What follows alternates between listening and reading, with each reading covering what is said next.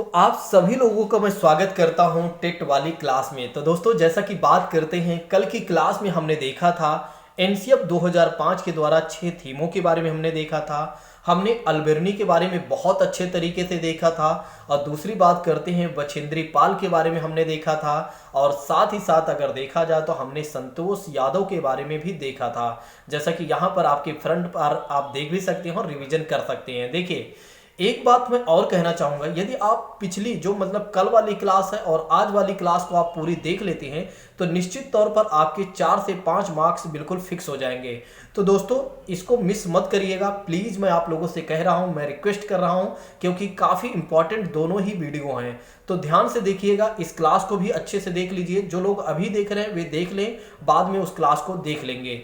तो जैसा कि हमने कल आपको बताया था कि संतोष यादव 20 वर्ष की आयु में माउंट एवरेस्ट पर चढ़ने वाली सबसे कम उम्र की प्रथम महिला बन गई थी दोस्तों। तो आइए बात करते हैं आज सुनीता विलियम्स के बारे में। यदि आप लोगों की कोई डाउट्स होते हैं तो एक बार कमेंट बॉक्स में जरूर बताइएगा, और मुझे आशा है कि आप लोग कमेंट बॉक्स में बताएंगे अगर डाउट्स होते हैं तो। और दूसरी बात करते हैं, ज़्यादा से ज़्यादा लोगों तक यह वीडियो जरूर शेयर करिएगा। आप लोग शेयर नहीं करते हैं, आप लोगों को लगता है कौन शेयर करे, ये तो सर का काम है, सर अपना देखें, सर कहीं आगे ना बढ़ जाएं। ठीक है, सर आगे बढ़ जाएंगे तो हमें भूल जाएंगे। ठीक है, ये सब फालतू दिमाग में जो बातें आती हैं इसको निकालिए, सही चीज़ें सोचिए, हमेशा सकारात्मक रहिए, ऊर्जावान रहिए और अपने तैयारी को बेहतर करिए और इसी वर्ष आप चयन हो जाइए। यही हमारी मनोकामना है। हम हमेशा आपके लिए मनोकामनाएं करते हैं और आप लोग हमारे लिए एक बार भी ऐसा काम नहीं करते हैं कि दूसरों को शेयर कर दें। ठीक है, सोचिए हमारे आप में कितना अंतर है। ठीक है, आप देख सकते हैं। ठीक है, बाकी आपकी मर्जी है, करना क्या है क्या नहीं करना वो आप देख लीजिए। तो दोस्तों, आइए बात करते हैं सुनीता विलियम्स के बारे में।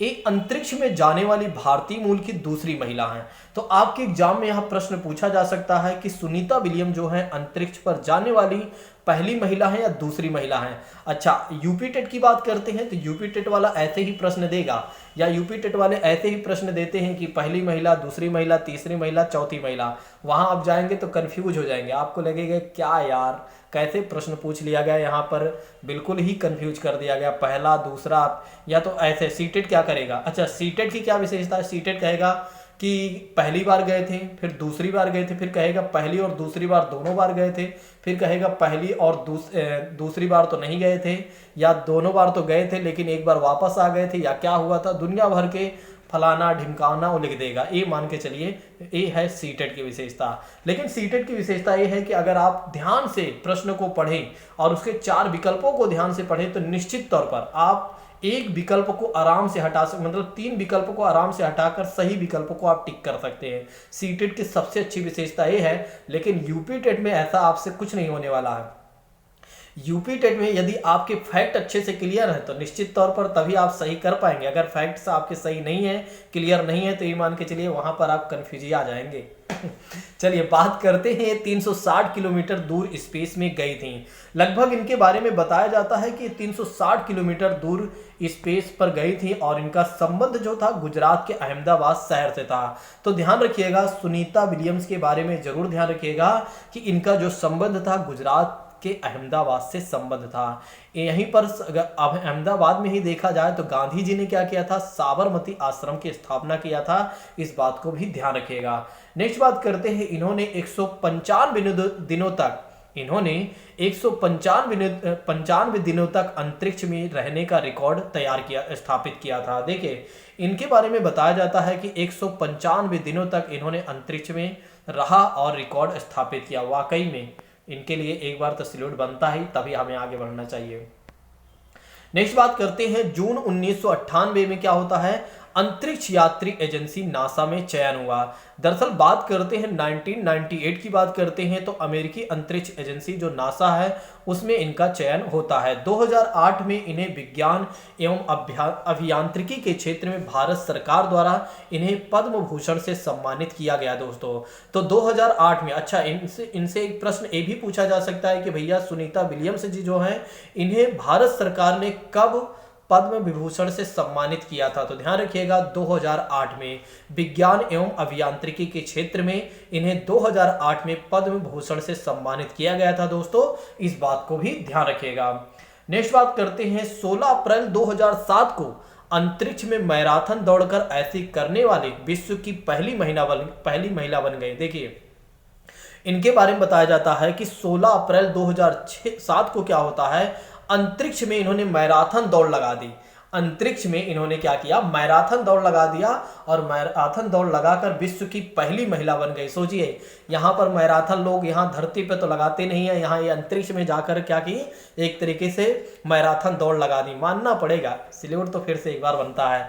तो 16 अप्रैल 2006 को अंतरिक्ष में मैराथन दौड़कर इन्होंने क्या किया, विश्व का पहला रिकॉर्ड अपने हाथ में कर लिया, यानी कि कह सकती हैं पहली महिला का खिताब इन्होंने जीत लिया।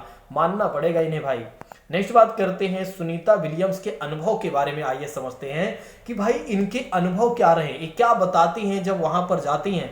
कहने का मतलब ये है कि जब ये अंतरिक्ष में थी तो इन्होंने किस प्रकार का अनुभव हासिल किया, उस अनुभव को ये हमारे साथ साझा करती हैं। आइए समझते हैं ये क्या बताती है। इन्होंने कहा कि देखिए वहां एक जगह हम नहीं बैठ पाते थे, मतलब इन्होंने कहा कि जब हम गए वहां तो हम बैठने का प्रयास तो कर रहे थे, लेकिन वहां हम नहीं बैठ पाते थे, बल्कि हमें क्या करना होता था, एक जगह से दूसरी जगह हमें तैरना पड़ता था, मतलब फ्लोटिंग करते रहना पड़ता था।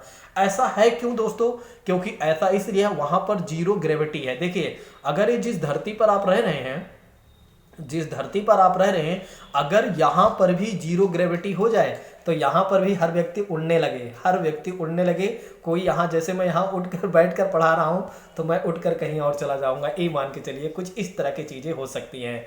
अब इन्होंने अपने अनुभव में दूसरी बात क्या साझा किया, इन्होंने कहा कि देखिए पानी भी वहाँ नहीं रुकता था, बुलबुले बन के फ्लोट करता था, मतलब बुलबुले पानी एक तरीके से। कोई एक टिकटॉक मूवी बनी है, ठीक है, साउथ इंडियन की, अगर वे देखना चाहे तो देख सकता है, कुछ इस तरह की बातें वहां पर हैं।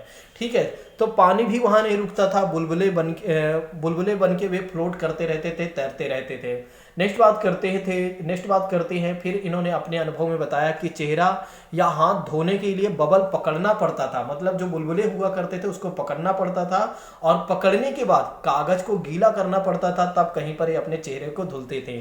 सोचिए कितनी संघर्ष रही होगी उस समय की कहानी, मतलब इनके जीवन में उस समय कितना संघर्ष का दौर रहा होगा। एक बार यहाँ हम पढ़ तो रहे, हमें अच्छा लग रहा है, लेकिन एक बार आप सोचिए कि वहाँ कितना संघर्ष का दौर इनका रहा होगा। सोचिए पानी हाथ में है ही नहीं, पानी पीना चाह रहे हैं, पानी उड़ रहा है। दूसरी बात, अगर चेहरे पर अगर पानी डालती हैं तो पानी उड़ जा रहा है, तुरंत एक तरीके से बुलबुले टाइप बन जा रहा है। सोचिए एक बार, और उसे पकड़ना पड़ रहा है, पकड़ने के बाद उसको कागज में लपेटना पड़ रहा है, कागज को गीला करना पड़ रहा है, तब कहीं पर चेहरे को पोंछना पड़ रहा है। ठीक है, यहाँ तो हम छिट्टे पे छिट्टा मारना शुरू कर देते हैं। नेक्स्ट बात करते हैं, वह कंघी करने की आवश्यकता नहीं थी। ये बताती हैं अपने अनुभव में, कहती हैं कि वहाँ कंघी भी करने की आवश्यकता नहीं थी, क्योंकि बाल हमेशा खड़े रहते थे, बाल हमेशा स्ट्रेट। किसी को स्ट्रेट अगर करवाना है तो अंतरिक्ष में चला जाए, ठीक। तो वहाँ कंघी करने की आवश्यकता नहीं थी, क्योंकि बाल हमेशा खड़े रहते थे। ये अपने अनुभव में ये भी बताती हैं। वहाँ टहल नहीं सकते थे। देखिए इन्होंने कहा कि वहाँ टहल नहीं सकते थे, फ्लोट करने की आदत हो गई थी और एक जगह पर रुकने के लिए खुद को बांधना पड़ता था। अगर हमें एक जगह रुकना है तो वहाँ अपने आप को बांधना पड़ता था। वाकई में एक मूवी हमने आपको बताया है, टिक टिक करके मूवी बनी है, अगर कोई देखना चाहे तो देख सकता है। पूरा अंतरिक्ष में जो बातें ये बता रही हैं वही सारी चीज़ें वहाँ आपको देखने को मिलेंगी दोस्तों। हमने देखा हुआ है, इसलिए मैं अच्छे से आपको समझा पा रहा हूँ। इन्होंने कहा कि वहाँ टहल नहीं सकते थे, फ्लोट करना होता था। फ्लोटिंग मतलब एक तरीके से यहाँ से वहाँ तैरना होता था, मतलब चलना होता था, कह सकते हैं तैरना ही कहेंगे। और एक जगह पर रुकने के लिए इन्हें खुद को बांधना पड़ता था। तो सुनीता विलियम्स जी ने के बारे में अगर देखा जाए तो इन्होंने इस तरह के अनुभव अपने साथ हमारे साथ साझा किया, यानी कि हमारे देश के लोगों के साथ इन्होंने अपना अनुभव साझा किया। एक बार इनके बारे में आइए रिवीजन कर लेते हैं, फिर आगे बढ़ते हैं। हमने आपको बताया कि सुनीता विलियम्स जी जो हैं अंतरिक्ष में जाने वाली भारतीय मूल की दूसरी महिला हैं। इन्होंने 360 किलोमीटर दूर स्पेस में गई थी और इनका जो रिलेशन है अगर देखा जाए तो गुजरात के अहमदाबाद शहर से है। और हमने एक पॉइंट यहाँ पर बताया था कि अहमदाबाद में ही गांधी जी ने साबरमती आश्रम की भी स्थापना किया था।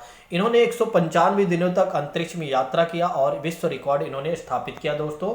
फिर हमने आपको बताया कि 1998 में क्या हुआ, नासा में इनका चयन हो जाता है और 2008 में क्या होता है, भारत सरकार ने इन्हें पद्म भूषण से सम्मानित किया। किस क्षेत्र में? विज्ञान एवं अभियांत्रिकी के क्षेत्र में।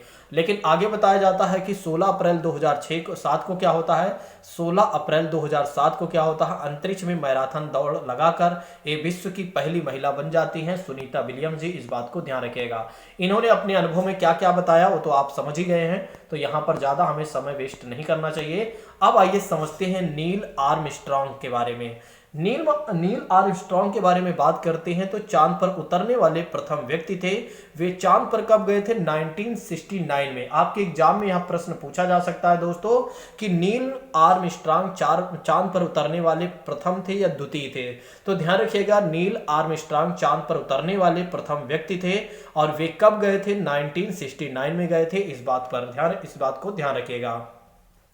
नेक्स्ट बात करते हैं अर्जेंटीना के विपरीत देशांतर पर है और भारत के लोग अर्जेंटीना के लोगों को सापेक्ष यानी उल्टे दिखाई देते हैं। कहने का मतलब यह है कि अगर देखा जाए तो अर्जेंटीना जो है देशांतर के विपरीत में है, इसलिए अर्जेंटीना के लोग उल्टे दिखाई देते हैं भारत के लोगों को। मतलब भारत के लोग अर्जेंटीना के लोगों को कैसे दिखाई देते हैं? उल्टे दिखाई देते हैं। इस बात को ध्यान रखिएगा। नेक्स्ट बात करते हैं, आइए समझते हैं राकेश शर्मा जी के बारे में। यदि आप लोगों को मेरी बातें समझ में आ रही हैं तो जल्दी से कमेंट करिए, यस सर आप जो हमें समझा रहे हो क्लियर है। देखिए ये बताते हैं कि इनके बारे में बताया जाता है कि भारत के प्रथम और विश्व के 138वें अंतरिक्ष यात्री राकेश शर्मा का जन्म 13 जनवरी 1949 को पंजाब के पटियाला में हुआ था। अच्छा, आपके एग्जाम में यह प्रश्न पूछा जा सकता है कि राकेश शर्मा भारत के कौन से नंबर पे थे? तो ध्यान रखिएगा, भारत के तो वे प्रथम थे, लेकिन विश्व में अगर देखा जाए तो अंतरिक्ष यात्री के तौर पर 138वें नंबर पर ये आते हैं। कितने नंबर पर आते हैं? 138वें नंबर पर आते हैं। अच्छा, राकेश शर्मा का जो जन्म हुआ था वो कहां पर हुआ था और कब हुआ था? इस बात को भी ध्यान रखिएगा। तो राकेश शर्मा का जो जन्म हुआ था 13 जनवरी 1949 को हुआ था और कहां पर हुआ था? पंजाब के पटियाला में हुआ था। तो 13 जनवरी 1949 को क्या हुआ था? पंजाब के पटियाला में इनका जन्म हुआ था। वह इनके बारे में नेक्स्ट बात करते हैं। 3 अप्रैल 1984 को सोवियत संघ के अंतरिक्ष यान या एक तरीके से सुयुज T-11 के अंतरिक्ष पर रवाना हुए थे। नेक्स्ट बात करते हैं, इनके बारे में बताया जाता है कि 7 दिन 21 घंटे 40 मिनट स्पेस स्टेशन सोल्यूट यानी 7 दिन में बिताने के बाद वे धरती पर लौट आए। कहने का मतलब ये है कि इन्होंने वहां पर जो समय बिताया 7 दिन 21 घंटे 40 मिनट इन्होंने अपना समय बिताया और उसके बाद क्या हुआ कि ये धरती पर वापस आ जाते हैं। नेक्स्ट बात करते हैं, इनके बारे में बताया जाता है कि 1984 में भारत सरकार ने इन्हें अशोक चक्र से सम्मानित किया था राकेश शर्मा को। ध्यान रखिएगा, राकेश शर्मा के बारे में बताया जाता है कि 1984 में इन्हें भारत सरकार ने इन्हें अशोक चक्र से सम्मानित किया था। इन्होंने सोवियत रूस के यूरी गॉगरिन केंद्र में अंतरिक्ष यात्री का प्रशिक्षण प्राप्त किया था। तो ये भी आपके एग्जाम में पूछा जा सकता है कि इन्होंने ट्रेनिंग कहां से प्राप्त किया था। तो ध्यान रखिएगा, रूस यानी कि सोवियत रूस की बात करते हैं, वहां के अंतरिक्ष यात्री प्रशिक्षण यूरी गागरिन केंद्र में इन्होंने अपना प्रशिक्षण यानी कि ट्रेनिंग हासिल किया था या ट्रेनिंग लिया था। तो दोस्तों हमने आपको बताया राकेश शर्मा के बारे में। जैसा कि हमने आपको बताया कि भारत के प्रथम और विश्व के 138वें नंबर पर यानी कि अंतरिक्ष यात्री बने। दूसरी बात करते हैं, 13 जनवरी 1949 को पंजाब के पटियाला में इनका जन्म हुआ था और फिर हमने आपको बताया कि 3 अप्रैल 1984 को सोवियत संघ के अंतरिक्ष यान सोयूज T-11 से अंतरिक्ष के लिए रवाना हुए थे। तो दरअसल अगर इनके बारे में भी पूछा जाता है कि भैया ये कब रवाना हुए थे, तो 3 अप्रैल 1984 को ये रवाना हुए थे। और किस मतलब एक तरीके से कह सकते हैं कहां से रवाना हुए थे, तो सोवियत संघ के अंतरिक्ष यान था, उसका नेम क्या था ये भी पूछा जा सकता है। उसका नेम याद रखिएगा, सोयूज T-11।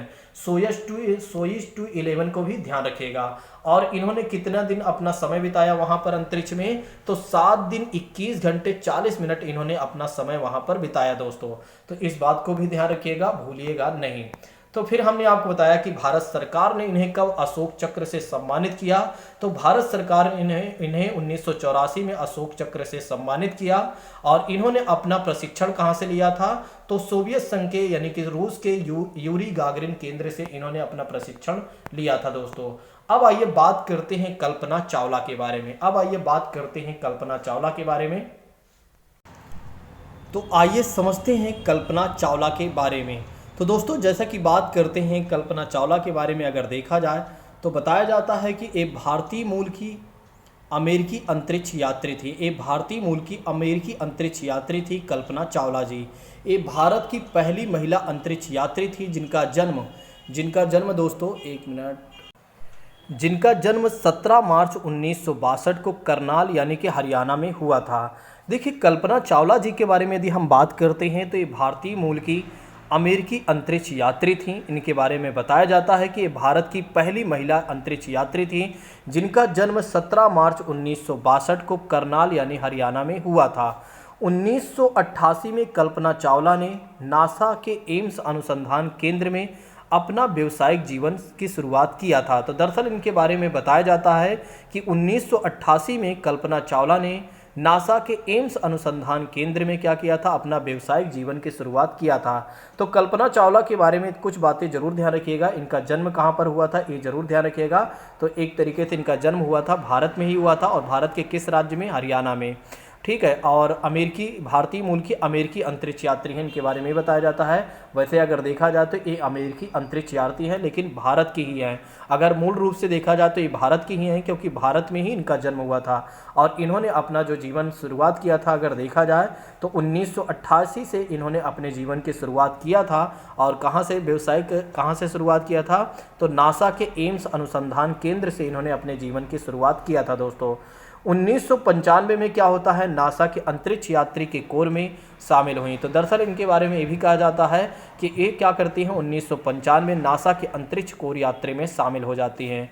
नेक्स्ट बात करते हैं 19 नवंबर 1997 से उनके पहले अंतरिक्ष मिशन की शुरुआत हुई थी। तो इनके पहले अगर देखा जाए तो 19 नवंबर 1997 से ही इनकी मिशन की शुरुआत हो गई थी, और जिसमें वे कोलंबिया अंतरिक्ष यान और STS-87 के 6 सदस्यीय दल का हिस्सा बनी थी।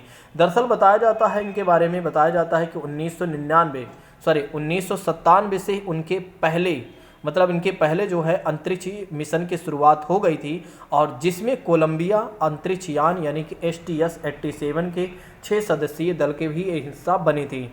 इस दौरान इन्होंने 15 दिन 12 घंटे अंतरिक्ष में बिताए थे। दरअसल बताया जाता है कि जब एक कोलंबिया अंतरिक्ष यान से यात्रा करती हैं तो 15 दिन 12 घंटे ये क्या करती हैं, अंतरिक्ष में अपना समय बिताती हैं। नेक्स्ट बात करते हैं 16 जनवरी 2003 को इन्होंने दूसरे अंतरिक्ष अभियान के लिए अंतरिक्ष यान कोलंबिया STS-107 से उड़ान भरती हैं, और 1 फरवरी 2003 को क्या होता है, ये धरती पर वापस लौट आती हैं। पृथ्वी के वायुमंडल में प्रवेश करते ही जल कर नष्ट हो गया, और इनमें सवार सभी अंतरिक्ष यात्री की मृत्यु हो जाती है। दरअसल बताया जाता है कि जब ये वापस आते रहते हैं तभी क्या होता है, वायुमंडल में जब ये प्रवेश करती हैं तभी वहाँ पर आग लग जाती है कुछ कारणों की वजह से, और जिसके वजह से क्या होता है, सभी अंतरिक्ष यात्री की डेथ हो जाती है। ठीक है। तो इनके बारे में इस बात को ध्यान रखिएगा। तो दोस्तों इनके बारे में उतना ज़्यादा नहीं ध्यान रखना है, कम से कम कल्पना चावला का जन्म कहाँ पर हुआ था और इन्होंने अपने जीवन की शुरुआत कहाँ से की थी, और पहली अंतरिक्ष यान की मिशन पर ये कब गई थी, इस बात को भी ध्यान रखना चाहें तो आप रख सकते हैं, कोलंबिया अंतरिक्ष यान यानी कि STS-87 में। ठीक है। और तब 15 दिन और 12 घंटे अंतरिक्ष पर इन्होंने अपना समय बिताया था। और दूसरी बार में ये ध्यान रख लेना है कि दूसरी बार में जब वो जाती हैं और वापस आते समय क्या होता है, इनकी डेथ हो जाती है। बस इतना ही आपको ध्यान रखना है। अब आइए बात कर लेते हैं लेफ्टिनेंट कमांडर वाहिदा प्रिजम के बारे में। लेफ्टिनेंट कमांडर वाहिदा प्रिजम के बारे में यदि हम बात करते हैं तो ये भारतीय नौसेना में डॉक्टर हैं। तो लेफ्टिनेंट कमांडर वाहिदा जो हैं ये भारतीय नौसेना में डॉक्टर हैं। नौसेना के समुद्री जहाज पर काम करने वाली गिनी चुनी महिलाओं में से एक हैं। इनके बारे में बताया जाता है दोस्तों कि नौसेना के समुद्री जहाज पर काम करने वाली गिनी चुनी महिलाओं में से एक मानी जाती हैं। ये पहली महिला हैं जिन्होंने पूरे परेड एक तरीके से पहली महिला हैं, महिलाओं में से एक है, जिन्होंने पूरी परेड की कमान संभाली थी। तो इनके बारे में ध्यान रखिएगा, ये पहली ऐसी महिला हैं जिन्होंने क्या किया था, पूरी परेड को संभाली थी, यानी पूरे परेड की कमान को संभाली थी। किसी भी सेना में बहुत बड़ी बात मानी जाती है जब एक महिला क्या करती हैं, पूरे एक तरीके से कमान को संभालती हैं। इनका गांव अगर देखा जाए थन्ना मंडी, जो कि जम्मू कश्मीर के राजौरी जिले में है। तो इनका गांव कहाँ पर है, इस बात को जरूर ध्यान रखिएगा, थन्ना मंडी, जो कि जम्मू कश्मीर के राजौरी जिले में है। तो इनके बारे में हमने आपको बताया कि लेफ्टिनेंट कमांडर वाहिदा प्रिजम के बारे में हमने आपको बताया कि ये भारतीय नौसेना में डॉक्टर हैं और नौसेना के समुद्री जहाज़ पर काम करने वाली गिनी चुनी महिलाओं में से एक मानी जाती हैं। ये पहली भारत की महिला हैं जिन्होंने पूरे परेड की कमान अकेले ही संभाला था कहीं ना कहीं।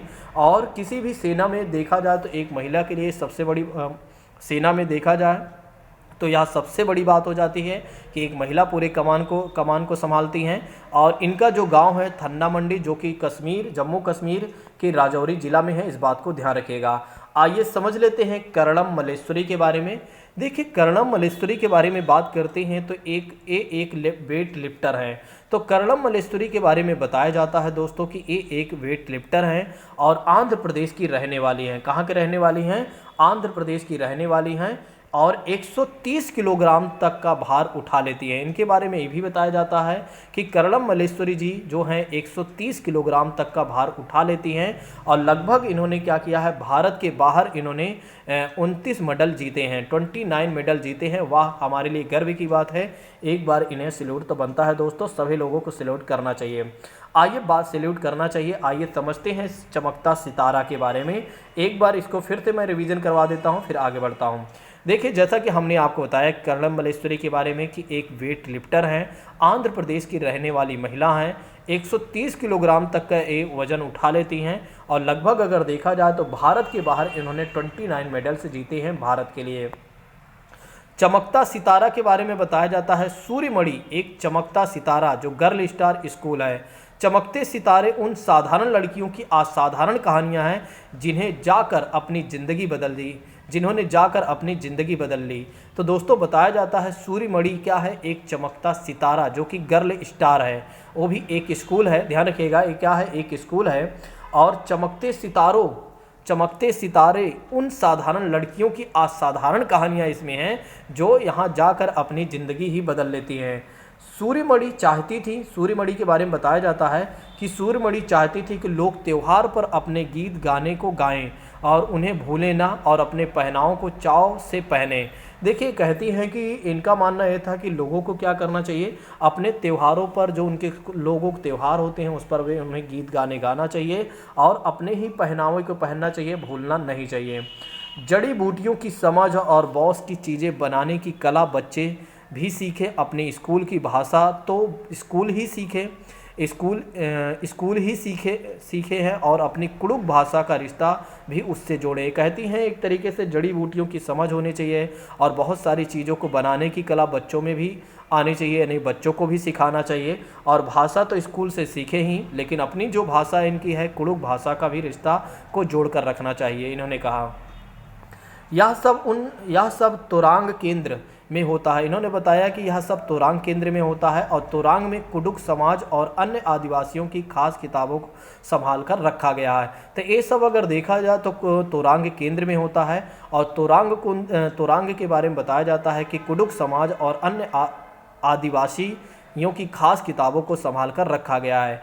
गाने बजाने की कई चीज़ें जैसे कि बांसुरी और तरह तरह के ढोल भी हमें देखने को मिलेंगे। नेक्स्ट बात करते हैं, सूर्यमणि 21 साल की ही थी जब उन्होंने एक तरीके से वासवी दीदी और कई लोगों की मदद में एक केंद्र खोला था। तो ध्यान रखिएगा ये 21 साल की ही थी तभी इन्होंने एक तरीके से एक केंद्र खोला हुआ था और उस जगह का नाम रखा गया था कुडुक। उस जगह का नाम था तोरांग कुडुक भाषा में। तोरांग जो है इसका मतलब हो जाता है जंगल। तोरांग का मतलब क्या हो जाता है, जंगल। ये आपके एग्जाम में पूछा जा सकता है भैया तोरांग का मतलब क्या था।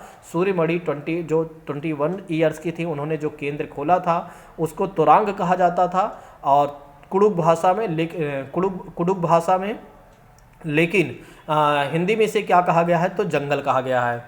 नेक्स्ट बात करते हैं, कुडुक भारत, नेपाल, भूटान और बांग्लादेश में बोली जाने वाली भाषा है। तो कुडुक के बारे में बात करते हैं तो भारत में भी बोली जाती है, नेपाल में भी बोली जाती है, भूटान और बांग्लादेश में भी। भारत में यह बिहार, मध्य प्रदेश, छत्तीसगढ़, झारखंड, पश्चिम बंगाल की उरांव जनजातियां के द्वारा बोली जाती हैं। और इसको क्या कहा जाता है, उरांव भाषा भी कहा जाता है, इस बात को ध्यान रखिएगा। तो यहाँ के बोलने वाले लोगों को जो एक तरीके से कहा गया है, तो मतलब जिस गांव से रिलेशन करते हैं या जिस जनजाति से रिलेशन इनका है, उस जनजाति को अगर क्या कहा गया, उरांव भाषा कहा गया है। तो दोस्तों एक बार फिर से यहाँ दोहराना है, ठीक है, ताकि आप लोगों को पूरी तरीके से क्लियर हो जाए। देखिए हमने आपको बताया चमकता सितारा के बारे में, जिसमें सूर्यमणि जो है एक लड़की हैं जो 21 ईयर्स की हैं। ये बताती हैं कि यह एक स्कूल है, मतलब सूर्यमणि जो है एक चमकता सितारा गर्ल स्टार या स्कूल है, ठीक है, इन्हीं के नाम पर पड़ा हुआ है। चमकता सितारा उन साधारण लड़कियों की असाधारण कहानियों के बारे में बताती है कि यहाँ पर जो भी जाता है वो अपनी ज़िंदगी कहीं ना कहीं बदल लेता है और उसकी ज़िंदगी बदल गई। सूर्यमणि चाहती थी कि लोग त्योहारों पर अपने गीत गानों को गाएं और उन्हें भूले ना, अपने पहनावों को चाव से पहने, जड़ी बूटियों के बारे में समझ हो, सभी यहाँ पर क्या है, सभी चीज़ों के बारे में बच्चों को भी पता चले, और स्कूल में तो स्कूली ही भाषा सीखें लेकिन कुडुख भाषा का भी रिश्ता अपना जोड़े रखें। इन्होंने कहा कि स्कूलों में क्या होने चाहिए, स्कूली भाषा ही सीखें, कोई इशू नहीं है, लेकिन कुडुख भाषा को भी एक तरीके से कहीं ना कहीं ध्यान में रखें, यानी कि उसका भी रिलेशन बना रहे।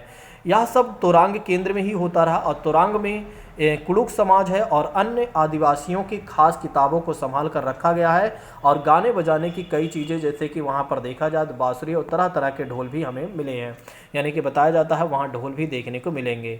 सूर्यमणि 21 सूर्यमणि के बारे में बताया जाता है कि 21 ईयर की थी जब इन्होंने वासवी दीदी के नाम ध्यान रखिएगा, वासवी दीदी और कई लोगों की मदद के लिए इन्होंने एक केंद्र खोला था। जैसे कि बात करते हैं, इन्होंने उस जगह का नाम रखा था तोरांग, जो कि कुडुख भाषा में है, और लेकिन तोरांग का मतलब हो जाता है जंगल हो जाता है। अच्छा, कुडुख जो है कई देशों में बोली जाती हैं, जैसे कि भारत की बात करते हैं, भारत के पड़ोसी देश नेपाल और भारत के ही पड़ोसी देश भूटान और बांग्लादेश में भी यह भाषा बोली जाती है। और भारत के किन राज्यों में, तो एक तो बिहार की बात करते हैं, मध्य प्रदेश की बात करते हैं, छत्तीसगढ़, झारखंड और पश्चिम बंगाल में भी यह भाषा बोली जाती है। और किस जनजाति द्वारा, उरांव जनजाति द्वारा, और इसीलिए इस भाषा को क्या कहा गया, उरांव भाषा भी कहा गया, इस बात को ध्यान रखिएगा। आइए समझ लेते हैं डांडी यात्रा के बारे में। देखिए डांडी यात्रा के बारे में बात करते हैं तो कहीं ना कहीं डांडी मार्च यात्रा की बात आएगी, तो गांधी जी का रिलेशन इससे संबंध, मतलब गांधी जी का ही इससे रिलेशन है। सन 1930 में क्या हुआ, अंग्रेजों ने भारत के आम लोगों को नमक बनाने पर पाबंदी लगा दी। दरअसल क्या होता है, 1930 में क्या होता है कि अंग्रेजों ने भारत के आम लोगों को कहा कि भैया अब आप लोग नमक नहीं बना सकते हैं, और जिस कारण क्या होता है, गांधी जी क्या करते हैं, दांडी मार्च यात्रा शुरू कर देते हैं। गांधी जी का कहना था जो चीज़ें कुदरत ने दी हैं उसे बनाने में पर बंदिश कैसे है। वाह भाई, गांधी जी ने बड़ी अच्छी बातें कही थी, इनके लिए भी सैल्यूट तो बनता है, जल्दी सैल्यूट करिए एक बार। गांधी जी का कहना था कि जो चीज़ें हमें कुदरत ने दी है उसे बनाने पर बंदिश कैसी है। सोचिए एक बार, गांधी जी ने कहा कि जो चीज़ें कुदरत ने दी है उसे बनाने की बंदिश कैसी है, कैसे अंग्रेज ऐसा कर सकते हैं, अंग्रेजों की ऐसी हिम्मत कैसे हो गई। तभी गांधी जी ने क्या किया, दांडी मार्च यात्रा किया, और इन्होंने लोगों के साथ मिलकर अहमदाबाद से दांडी के समुद्र तट पर पहुंचते हैं, और इन्होंने इस नमक को, मतलब इस कानून को तोड़ दिया। दरअसल क्या हुआ, गांधी जी ने खुद नमक बनाया और खुद नमक बनाकर नमक कानून को तोड़ दिया, इस बात को ध्यान रखिएगा। इसीलिए दांडी मार्च यात्रा प्रसिद्ध है, नमक कानून को तोड़ा गया था गांधी जी के द्वारा। इतना ही अगर आप ध्यान रख लेते हैं तब भी आपका काम हो जाएगा। आइए समझ लेते हैं थोड़ा से असम के बारे में। असम के बारे में बताया जाता है कि असम में जो घर है ज़मीन से 10 से 12 फीट ऊपर होते हैं।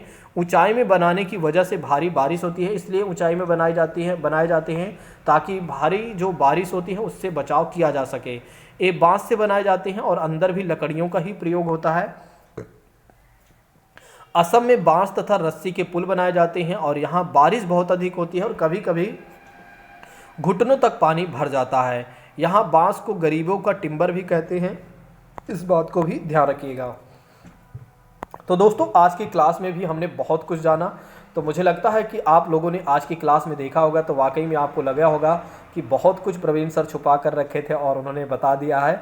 अब लगता है कि 30 में 30 मार्क्स आ जाएगा। बिल्कुल, आपको हमने कहा है कि हम आपको 30 में 30 मार्क्स दिलवाएंगे, तो जो हमने कहा है वो हमें करना है, मतलब हम करेंगे भी, मतलब मैं करूँगा भी, ठीक है। तो कहीं पर भी आपको जाने की आवश्यकता है ही नहीं। मैं कहता हूँ भारत के किसी भी यूट्यूब चैनल पर आपको जाने की आवश्यकता नहीं है, मैं स्वयं ये सारी चीज़ें करवा दूँगा।